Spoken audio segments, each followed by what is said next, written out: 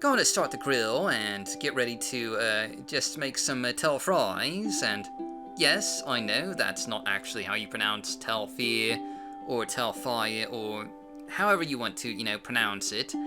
I like calling it telfry because it bothers R0. That's the only reason. It bothers him, and making him a little bit annoyed is just totally worth it. And to everyone else, I gotta apologize, but, it brings me joy. It brings me joy to annoy him a little bit. But anyway, today's mod of the day is Out of the Firing Pan Into the Fire by Mark, and I'm going by the pronunciation of fire, so, Telfire, because it is a similar, spelling to the Fire Festival, so, I figure they've probably got it pretty close to the right pronunciation.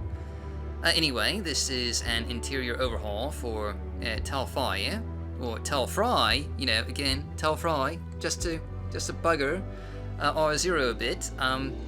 But anyway, this interior overhaul adds things like a proper master bedroom, a grand library with a ton of books and shelves and things of that nature, a dining area and a kitchen, and also just a lot of rooms that you'd expect to find in a wizard's tower, like rooms for magical experiments and alchemy and those sort of things. And one thing to note here, this mod uses Tamriel data and uses assets from Tamriel data to just add a bit more clutter and a variety of clutter to the interior of Telfry, or Telfir here, or Telfire, again, depending on how you want to pronounce it. And anyway, this is just a really nice looking overhaul that, really makes the tower feel more like an actual wizard's tower, and, feels pretty atmospheric.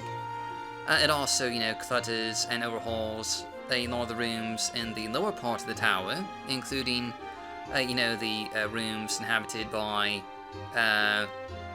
his daughter wives, or whatever the situation there is, and they now have their own training area and bedrooms and, all that.